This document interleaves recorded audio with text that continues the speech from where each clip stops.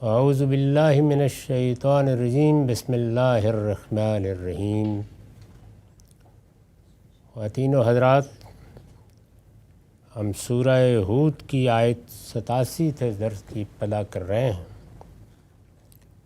سیدنا شعیب کی سرگزشت زیر بحث ہے۔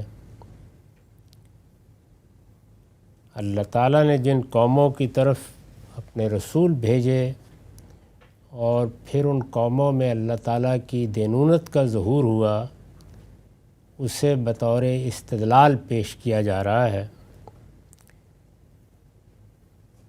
شعیب کی داستان کا کچھ حصہ زیر بحث آ گیا۔ انہوں نے جب نصیحت کی اور یہ کہا کہ اس طریقے سے لوگوں پر ظلم نہ کرو اور اللہ ہی کی بندگی کرو، اللہ کے سوا کوئی الہ نہیں ہے، تو اس کے جواب میں قوم نے کیا کہا؟ ارشاد ہوا ہے، قالوا یا شعیب الصلاۃ تأمرک ان نترک ما یعبد آباؤنا او ان نفعل فی اموالنا ما نشاء۔ انہوں نے جواب دیا، اے شعیب، کیا تمہاری نماز تمہیں یہ سکھاتی ہے کہ ہم ان چیزوں کو چھوڑ دیں جنہیں ہمارے باپ دادا پوچھتے رہے، یا اپنے مال میں اپنی مرضی کے مطابق تصرف نہ کریں؟ یعنی نماز تو ہم بھی پڑھتے ہیں، تم بھی پڑھتے ہو، لیکن تم کچھ زیادہ ہی نمازی ہو گئے ہو، تو اب کیا نماز نے ہماری ان روایات کی غلطی بتانے کا حکم بھی تمہیں دے دیا ہے؟ ظاہر ہے کہ یہ طنز تاریض کا جملہ ہے۔ لوگ جب دیکھتے ہیں کہ کوئی شخص ان کی روایات پر تنقید کر رہا ہے، یا جس چیز کو وہ مذہب بنائے بیٹھے ہیں اس کو قبول کرنے کے لیے تیار نہیں ہیں، تو اس کی مذہبیت کو بھی طنز کا ہدف بنا لیتے ہیں۔ یہ اسی طرح کا جملہ ہے۔ اس پر میں نے حاشیہ لکھا ہے، یہ در حقیقت ایک طنزیہ فقرہ ہے، اور نماز کا ذکر اس میں دینداری کی علامت کے طور پر ہوا ہے۔ ایک بندہ مومن کے ہاں جس چیز کا دینداری میں ظہور ہوتا ہے اور وہ ظہور شب و روز دیکھا جا سکتا ہے، وہ نماز کا اہتمام ہی ہے۔ ایک شخص دیانتدار ہے، لوگوں کا سچا خیرخواہ ہے، جھوٹی باتیں نہیں کرتا، لوگوں پر جھوٹے الزامات نہیں لگاتا، غیبت نہیں کرتا، یہ سب چیزیں تو بہت معاملہ پڑے تو سامنے آتی ہیں۔ انسان کے اخلاق اور کردار کا تعلق اس کی صورت سے نہیں ہوتا، ظاہر سے بھی نہیں ہوتا۔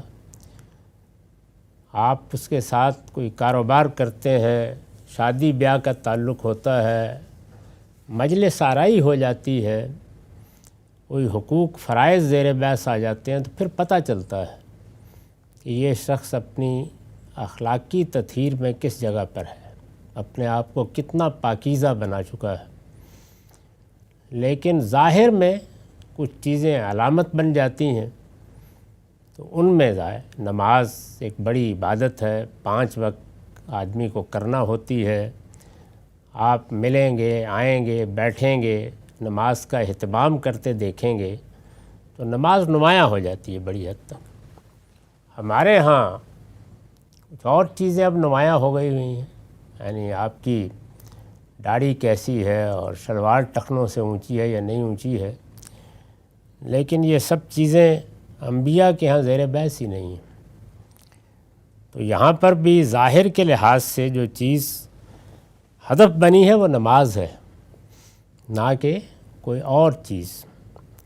یہ در حقیقت ایک طنزیہ فقرہ ہے، اور نماز کا ذکر اس میں دینداری کی علامت کے طور پر ہوا ہے، اس لیے کہ اس کا یعنی دینداری کا سب سے نمایاں ظہور نماز ہی کی صورت میں ہوتا ہے۔ ظاہر میں آدمی یہی دیکھتا ہے۔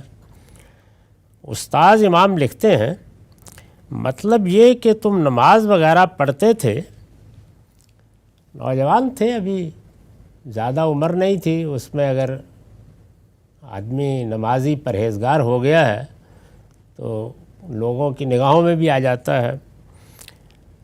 نماز وغیرہ پڑھتے تھے تو اس سے خیال تو یہ ہوتا تھا کہ تم سے باپ دادا کا نام بھی روشن ہوگا، یعنی اچھے نیک نوجوان بن گئے ہو، لوگ کہیں گے کہ صالح اولاد پیدا ہوئی ہے، اور قوم کے لیے بھی کچھ کامیابی کی راہیں نکلیں گی۔ صلاحیتیں تمہارے اندر اس پہلو سے بھی تھیں کہ دنیا میں بھی ممتاز ہوتے، اور جب دینداری بھی آ گئی تو سونے پر سہاگا ہو گیا۔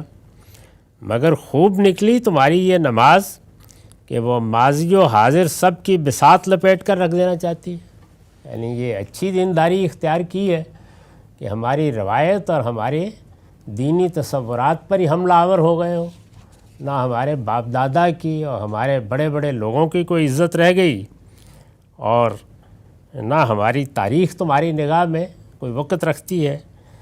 یہ امر یہاں ملحوظ رہے کہ حضرت شعیب کی نیک اور پاکیزہ زندگی سے چونکہ مفسدین کو اندیشہ تھا کہ لوگ متاثر ہوں گے جو بالطبع نیک ہیں، ظاہر ہے کہ بہت سے لوگ ہوتے ہیں کہ انہوں نے اپنی فطرت کے نور کی قدر کی ہوتی ہے، تو جیسے ہی ان کو محسوس ہوتا ہے کہ آدمی تو اچھا ہے، نیکی کی بات کرتا ہے، خیر کی بات کرتا ہے، نماز کا اہتمام کرتا ہے، لوگوں کے ساتھ ہمدرد ہے، تو ان کے اندر ایک نرم گوشہ پیدا ہو جاتا ہے۔ اس وجہ سے انہوں نے ان کی نیکیوں کو اپنے طنز کا ہدف بنا لیا، گویا سارے فساد کی جڑ وہی ہیں۔ یعنی اگر کسی کا اخلاق بہت اچھا ہے اور لوگ اس سے متاثر ہو رہے ہیں تو اسی کو تعریض کا ہدف بنا لیا جائے گا، اگر نماز کا اہتمام ہے تو اس کو طنز کا موضوع بنا لیا جائے گا۔ تو یہ وہ ذہنیت ہے جو اس جملے کے اندر ہر شخص دیکھ سکتا ہے۔ انہوں نے جواب دیا ہے، شعیب کیا تمہاری نماز تمہیں یہ سکھاتی ہے کہ ہم ان چیزوں کو چھوڑ دیں جنہیں ہمارے باپ دادا پوچھتے رہے، یا اپنے مال میں ہم اپنی مرضی کے مطابق تصرف نہ کریں؟ دو ہی چیزیں تھیں جنہوں نے پوری قوم کو فساد میں مبتلا کر رکھا تھا، یعنی توحید کی بجائے شرک، اور شرک بھی بالکل برہنہ، جیسے کہ حضرت اسماعیل کی اولاد میں پیدا ہو گیا۔ یعنی ایک تو تعویل کا شرک ہوتا ہے، کوئی قوم یا کوئی جماعت اپنے آپ کو توحید کا علمبردار کہتی ہے، اگر اس کو ذرہ برابر بھی اس طرف توجہ دلائی ہے کہ تمہارے ہاں یہ شرک ہے، تو آپ کا سر پھاڑنے کے لیے آمادہ ہو جائیں گے کہ ہم تو توحید پرست ہیں، توحید ہی ہمارا دین ہے، لیکن شرک کر رہے ہوتے ہیں۔ اور شرک کرنے کی وجہ کیا بنتی ہے؟ کوئی تعویل، یعنی کسی آیت کا مدعا، کسی روایت کا مدعا، اسی طرح سے بڑے لوگوں نے کوئی ایسی تعبیر کر دی کہ وہ اصلاً تو ایسے لگتا ہے کہ یہی توحید ہے، لیکن حقیقت میں وہ توحید کے منافی ہے۔ ہم مسلمانوں کے ہاں اس کی ساری صورتیں دیکھی جا سکتی ہیں۔ اس وقت جتنے گروہ ہیں، بہت شاذ کچھ لوگوں کو آپ چھوڑ دیں تو بڑے بڑے جتنے گروہ بھی ہیں ہمارے بر صغیر میں بھی، عالم اسلام میں بھی، وہ سب کے سب اپنے آپ کو توحید پرست کہتے ہیں، اور ان میں سے کوئی توحید کے معاملے میں ادنا درجے کی تنقید بھی سننے کے لیے تیار نہیں ہے۔ لیکن ہر طرح کا شرک دکھایا جا سکتا ہے، یعنی وہ قرآن مجید کی غلط تعویلات سے بھی پیدا ہوا ہے، بعض روایتوں کو غلط طریقے سے سمجھنے کے نتیجے میں بھی پیدا ہوا ہے، اور سب سے بڑھ کر تصوف کے ساتھ جو پیوند لگا ہے اس سے پیدا ہوا ہے۔ یعنی وحدت الوجود جیسی چیز آئی ہے جو بالکل اسی طرح کا شرک ہے جس طرح کہ سیدنا مسیح کو اللہ تعالیٰ کی تجسیم قرار دے کے نصارہ نے کیا ہے۔ یہ سب ہے، لیکن ہر آدمی اپنے اس شرک کو توحید کہہ کے پیش کر رہا ہے، یعنی بلکہ توحید کی اصل بتا کے پیش کر رہا ہے۔ آپ وحدت الوجود کے قائلین سے بات کریں تو وہ آپ کو جواب میں یہ کہیں گے کہ اصل توحید تو یہ ہے، یعنی ہم تو وجود میں بھی توحید مانتے ہیں، اور کیا توحید ہو سکتی ہے؟ تو یہ تعویل کا شرک ہے جو بالعموم پیدا ہو جاتا ہے۔ یہ برہنہ شرک نہیں ہوتا، یعنی اس میں ظاہر ہے کہ عام لوگ نہیں سمجھ پاتے، ان کا خیال یہی ہوتا ہے کہ اس میں کوئی چیز توحید کے خلاف نہیں ہے۔ تو بنی اسماعیل کے ہاں بھی یہی پیدا ہوا، اور یہ بھی حضرت ابراہیمی کی اولاد ہے۔ میں عرض کر چکا ہوں کہ یہ مدین کے لوگ مدیان کی اولاد ہیں، جو ان کی زوجہ محترمہ قطورہ کی اولاد میں سے ہیں، تو انہی کے صاحبزادے ہیں جن کے نام پر یہ بستی تھی۔ اور انہی میں یہ بھیجے گئے ہیں پیغمبر کی حیثیت سے شعیب۔ تو اس سے اندازہ کیا جا سکتا ہے کہ شرک پیدا ہو جاتا ہے لیکن وہ برہنہ نہیں ہوتا، تو توحید کے زیر سایہ پنپتا رہتا ہے۔ یہاں بالکل نمایاں تھا، تو انہوں نے اس کو موضوع بنایا، اور دوسرے یہ کہ تم اپنے اموال کے معاملے میں ظالمانہ طریقے اختیار کر رہے ہو، باطل طریقوں سے مال حاصل کرتے ہو، لوگوں کے ساتھ زیادتی کرتے ہو، کم تولتے ہو، ڈنڈی مارتے ہو، اور تمہاری تجارتی شاہراہ پر گزرنے والے لوگ تمہارے ظلم کا ہدف بنتے ہیں۔ یہ بنیادی چیزیں تھیں جن کی طرف انہوں نے توجہ دلائی۔ اس کے جواب میں انہوں نے یہ کہا کہ تمہاری نماز تمہیں یہ سکھاتی ہے کہ ہم ان چیزوں کو چھوڑ دیں جنہیں ہمارے باپ دادا پوچھتے رہے، یا اپنے مال میں ہم مرضی کے مطابق تصرف نہ کریں۔ یعنی یہ پہلو تھا جس پر اعتراض تھا، ورنہ وہ ایک مذہبی قوم ہے، مذہب کو ماننے والے لوگوں کی قوم ہے، ابراہیم علیہ السلام کی اولاد ہے۔ تو بس آپ یہ سمجھ لیجئے کہ جس طرح سے بنی اسماعیل یا مشرکین عرب یا قریش رسالت آپ صلی اللہ علیہ وسلم سے بات کر رہے تھے، ویسے ہی وہ کر رہے تھے، اور جس طرح ان کے ہاں دینی روایت موجود تھی، نماز پڑھی جا رہی تھی، روزے بھی لوگ رکھتے تھے، حج بھی کرتے تھے، عمرہ بھی کرتے تھے، اور اسی طرح سے باقی دینی چیزیں بھی، حرمت حلت کی سب ویسی کی ویسی موجود تھیں، تاہم بدعات آ گئی تھیں، شرک آ گیا تھا۔ توحید کے معاملے میں اسی طرح قیامت پر ایمان کے معاملے میں بہت سے شبہات پیدا ہو چکے ہوئے تھے، تو وہ صورتحال تھی، ان کے ہاں بھی یہی تھا۔ تو اب انہوں نے آگے جو بات کہی وہ ایک ہے تو 3 لفظوں کا جملہ، لیکن اس سے پہلے ایک پوری بات گویا مقدر ہو گئی ہے۔ یہ اس وقت ہوتا ہے جو قرآن مجید کی عربی ہے، اس میں 2 جملوں کو قریب رکھ کر ان کے درمیان ایک ایسا خلا چھوڑ دیا جاتا ہے جس کو دونوں جملے اپنی نوعیت سے بھر دیتے ہیں، اور قاری سے توقع کی جاتی ہے کہ وہ اس کو خود سمجھ لے، تو اس کو میں نے یہاں کھول دیا ہے۔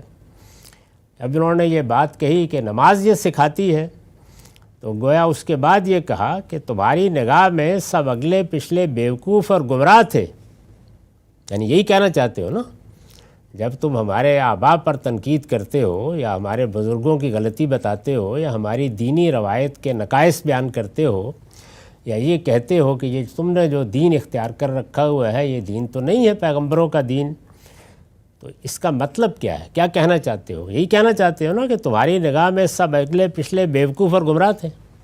اس سے آپ کے جو مخاطبین ہیں ان کے اندر ایک حمیت پیدا ہوتی ہے کہ یہ ہمارے بزرگوں کو غلط ٹھہراتا ہے، اپنے آپ کو بڑی چیز سمجھتا ہے، اپنے علم پر اس کو بڑا ناز ہے، اور یہ دیکھیے کتنے بڑے بڑے لوگ ہمارے ہاں پیدا ہوئے ہیں، سب کو بیوقوف، سب کو گمراہ بتا رہا ہے۔ تو انہوں نے بھی یہی کہا کہ تمہاری نگاہ میں سب اگلے پچھلے بیوقوف اور گمراہ تھے۔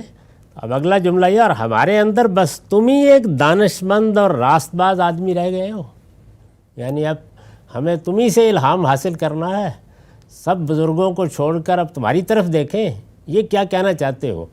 یہ سب آپ دیکھیے کہ ایسے لگتا ہے کہ جیسے طنز کے زہر میں بجھے ہوئے جملے ہیں۔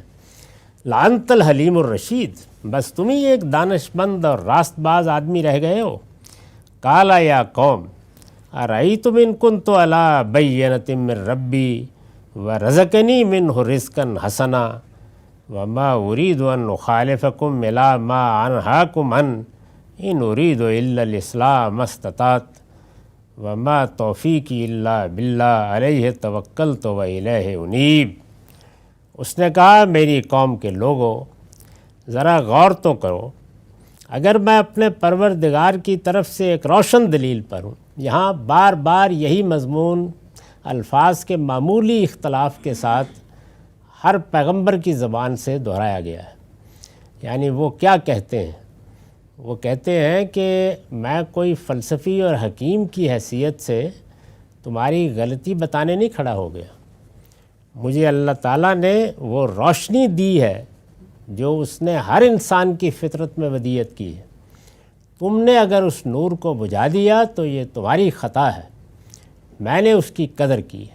تو پہلی بات وہ یہ کہتے ہیں کہ میری فطرت اس بات کی گواہی دیتی ہے کہ توحید ہی اصل دین ہے، اور میری فطرت مجھے یہ بتاتی ہے کہ یہ سب جو کچھ تم کرتے ہو یہ ڈنڈی مارنا اور یہ کم تولنا اور یہ لوگوں کو دھوکہ دینا اور یہ ملاوٹ اور اس طرح کی چیزیں کوئی باضمیر انسان ان کو گوارا نہیں کر سکتا۔ اس کے لیے مجھے کسی اور استدلال کی ضرورت نہیں تھی، اس معاملے میں جو روشنی میرے اندر خدا نے پیدا کی ہے وہی کافی تھی۔ میں نے لکھا یعنی نور فطرت جو اللہ تعالیٰ نے ہر انسان کے اندر ودیعت فرمایا ہے، تو یہ سب نے یہی کہا ہے کہ میں اپنے پروردگار کی طرف سے روشن دلیل پر ہوں۔ اور اس کے بعد پھر اس نے وحی کی صورت میں مجھے ایک رزق حسن بھی اپنی طرف سے عطا فرما دیا۔ یہ قرآن مجید میں جگہ جگہ وحی کو رزق حسن کہا گیا ہے، یعنی اللہ کی عمدہ عنایت، بہترین عنایت۔ اللہ تعالیٰ نے یہ رزق بھی مجھے دے دیا ہے۔ تو رزق صرف کھانے پینے کی چیزیں نہیں ہوتی، بلکہ سیدنا مسیح کے الفاظ میں کہ آدمی اگر غور کرے تو وہ صرف روٹی سے نہیں جیتا، وہ اس کلمے سے جیتا ہے جو آسمان سے آتا ہے۔ تو یہ کلمہ ہے جو وحی کی صورت میں پیغمبروں پر نازل ہوتا ہے، اور پھر ان کی تعلیمات کی صورت میں جیسے قرآن ہے، جیسے رسالت مآب صلی اللہ علیہ وسلم کی دی ہوئی روشنی ہے، وہ دوسرے انسانوں تک پہنچتا ہے۔ تو یہ رزق حسن ہے، یعنی اس سے بہتر کوئی رزق نہیں جو انسان کو ملے۔ ہدایت کی طلب جو انسان میں رکھی گئی ہے اس کے لیے یہ رزق ہے۔ یہی وہ چیز ہے کہ جو پھر جب اللہ کے ساتھ سچا رابطہ ہوتا ہے تو انسان کے پورے وجود پر نظر آتی ہے، یعنی اس کے اخلاق میں، اس کے کردار میں، اس کے خدا کے ساتھ تعلق میں، اس کی الہیت میں، اس کی خدا ترسی میں، اس کو بھی رزق سے تعبیر کیا جاتا ہے۔ چنانچہ سورہ مریم میں جب انہوں نے کہا کہ جب زکریا آتا تھا تو تمہارے پاس رزق دیکھتا تھا، تو وہ بھی یہی رزق ہے جو وہ دیکھتے تھے۔ مجھے ایک رزق حسن بھی اپنی طرف سے عطا فرما دیا۔ تو اب وہ کہتے ہیں کہ تو اس کے سوا کس چیز کی دعوت دوں؟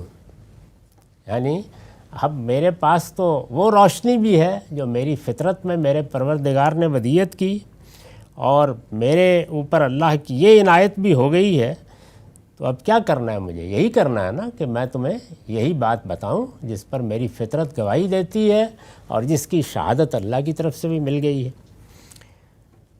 اس پر حاشیہ ہے، وحی کو رزق حسن سے تعبیر کرنے کی وجہ یہ ہے کہ انسان کی روحانی زندگی کی بقا اسی پر منحصر ہے۔ یعنی ایک ہماری مادی زندگی ہے، یہ اس رزق پر منحصر ہے جو ہمیں کمانا کھانا پڑتا ہے، اور ایک ہماری روحانی زندگی ہے، ہماری باطنی شخصیت ہے جس کو اس رزق کی ضرورت ہے۔ یعنی کیا رزق؟ ہدایت کا رزق، جس کا ذریعہ انسان کی فطرت بنتی اور اس کے بعد اللہ کی وحی اور اس کا الہام بنتا ہے۔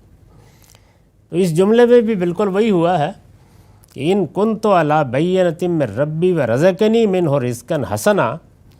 یہ جملہ ایک یوں سمجھ لیجیے کہ شرطیہ جملہ ہے، لیکن جواب کے الفاظ حذف کر دیے، وہ موجود نہیں ہے، الفاظ میں نہیں ہے۔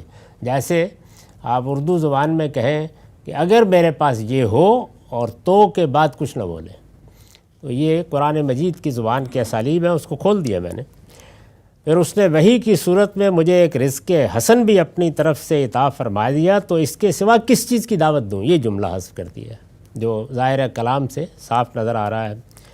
چنانچہ میں نے لکھا ہے کہ یہ جواب شرط ہے جو اصل میں محذوف ہے، بات پوری اس طرح سے ہے۔ ہماری زبان میں اب چونکہ یہ اسالیب نہیں رہے، اور دوسرے یہ کہ خطبات کے اسلوب میں اور تحریر کی زبان میں بڑا فرق واقع ہو جاتا ہے، تو ان کو اب کھولنا ناگزیر ہو گیا ہے۔ انہوں نے فرمایا کہ ما ارید ان اخالفکم الی ما انہاکم عن، میں ہرگز نہیں چاہتا کہ تمہاری مخالفت کر کے وہی کام خود کروں جس سے تمہیں روک رہا ہوں۔ یعنی ایک داعی میں، ایک دعوت دینے والے میں جس چیز کی سب سے بڑی ضرورت ہوتی ہے وہ تو یہ ہے کہ اس کے قول و فعل میں کوئی تضاد نہ ہو۔ تو وہ کہتے ہیں کہ میں ہرگز نہیں چاہتا کہ تمہاری مخالفت کر کے وہی کام خود کروں جس سے تمہیں روک رہا ہوں۔ کیا مطلب ہے اس کا؟ تو میں نے اس پہ حاشیہ لکھا ہے، یعنی تمہارے خریداروں کو تم سے بدگمان کر کے بستی میں فساد پیدا کر دوں، درا حالے کہ تم سے کہہ رہا ہوں کہ لا تاسو فی الارض مفسدین۔ یعنی یہ نہیں ہے کہ میں यहाँ कोई बगावत खड़ी करना चाहता हूँ और लोगों को भड़काना चाहता हूँ और अपनी लीडरी चमकाना चाहता हूँ, तुम्हें फसाद से रोक रहा हूँ तो ख़ुद भी कोई फसाद नहीं करना चाहता, तुम्हें दावत दे रहा हूँ खुलूस के साथ, बात बताने की कोशिश कर रहा हूँ। वो चूँकि ये कह रहे हैं कि तुमने तो हमारे बाप दादा के ख़िलाफ़ मोर्चा लगा लिया है, तो बिलअमूम फितना, फसाद, ये अल्फाज इस्तेमाल होना शुरू हो जाते हैं किसी भी दावत हक़ के मामले में। तो उन्होंने भी चूँकि ये कहा था कि देखो इस तरह तुम रास्तों में बैठते हो और इस तरह तुम काफ़िलों को रोकते हो और इस तरीके से लोगों को कम तोल के देते हो, एक तजारती शराब पर बैठे हुए तुम लोगों के माल बातिल तरीके से खाते हो, फसाद ना करो। फसाद उन्होंने इसको कहा था।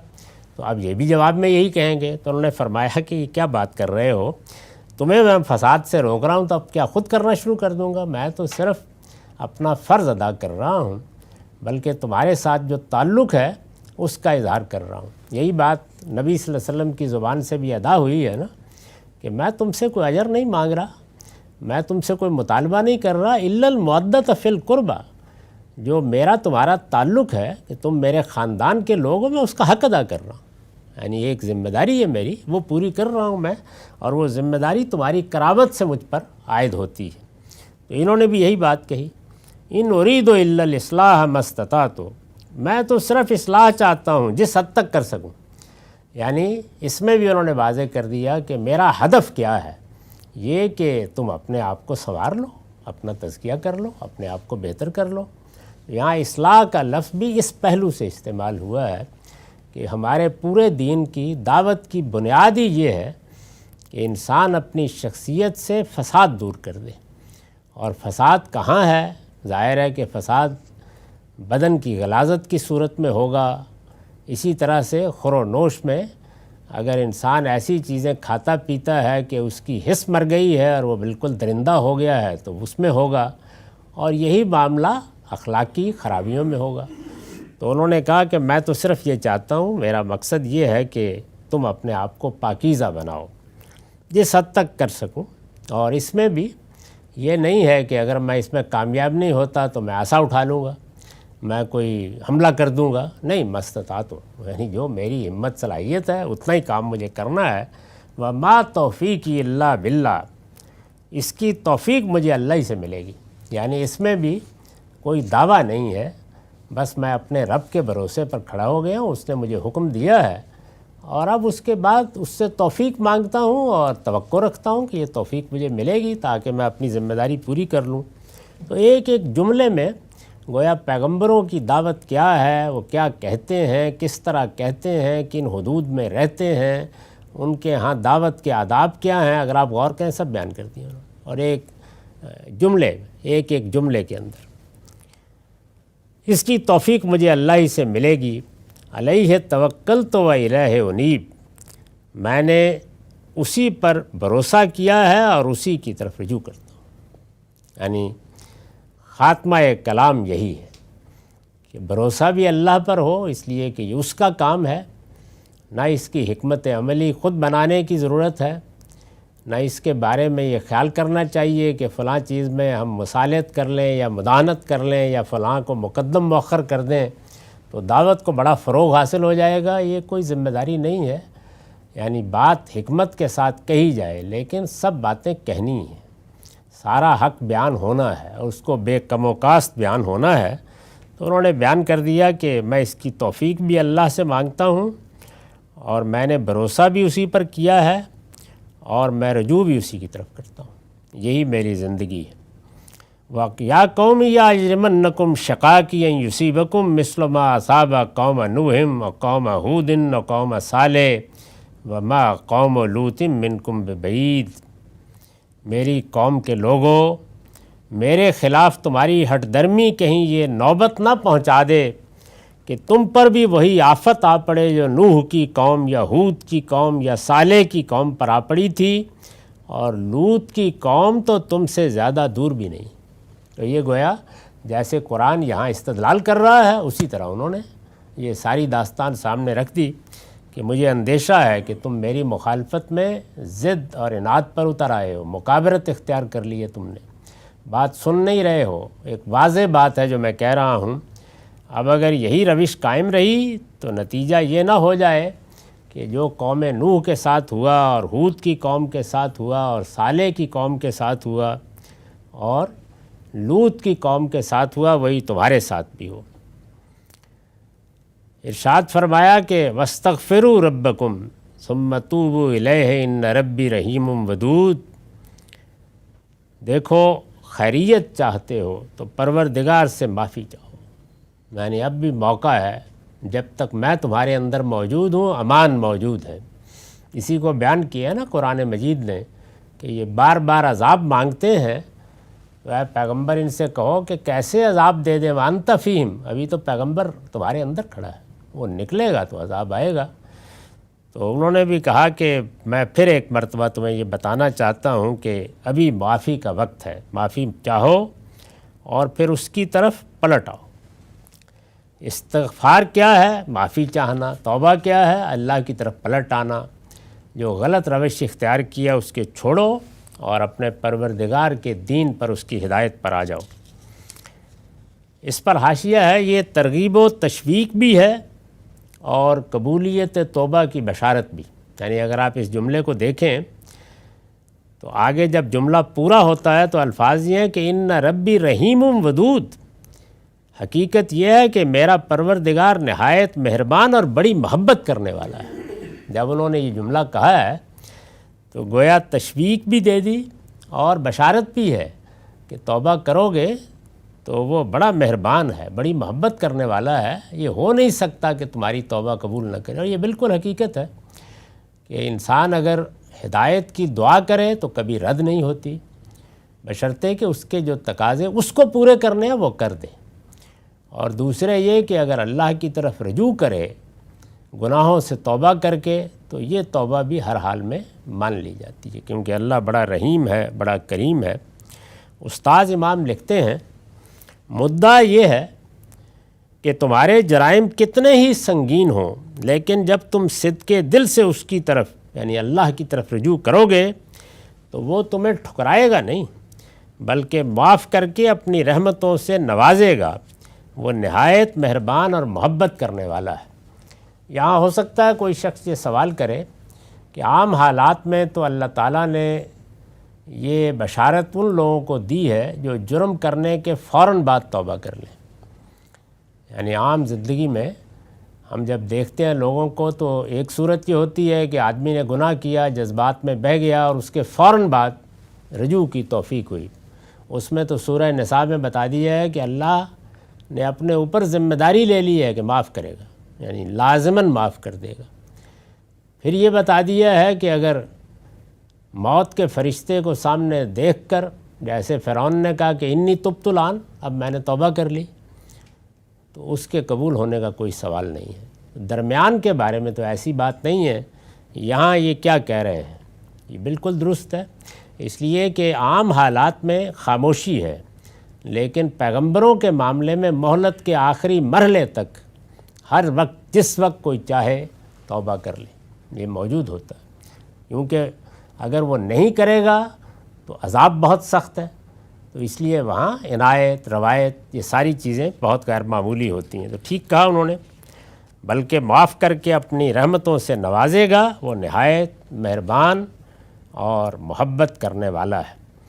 تو یہ گویا پیغمبروں کا جو طریقہ ہے کہ وہ اپنے مخاطبین کو ان کی غلطیوں پر متنبہ کرتے ہیں، اس میں بڑی درد بندی، بڑی خیرخواہی ہوتی ہے، اپنی پوزیشن بالکل ٹھیک رکھتے ہیں، کوئی انقلابی رہنما بن کے فساد کرنے کھڑے نہیں ہو جاتے، بلکہ اپنی قوم کو تزکیہ اور پاکیزگی کی دعوت دیتے ہیں، اور دعوت ہی دیتے ہیں اس لیے کہ ان کی ذمہ داری یہی ہے۔ وہ بتا دیتے ہیں کہ انہیں کوئی داروغہ بنا کے نہیں بھیجا گیا، اپنے حدود میں رہ کے اپنا کام کرتے ہیں، اپنے رب پر بھروسہ کرتے ہیں، اور اسی کی توفیق سے صحیح بات کہتے کہتے دنیا سے رخصت ہو جاتے ہیں۔ اور اگر ان کو رسول کی حیثیت سے بھیجا گیا ہو تو پھر اللہ کی طرف سے نتائج نکلنا شروع ہو جاتے ہیں، یعنی وہ معاملہ ان کے ہاتھ میں نہیں ہوتا، وہ پروردگار کے ہاتھ میں ہوتا ہے۔ اقول قولی ھذا واستغفر اللہ لی ولکم۔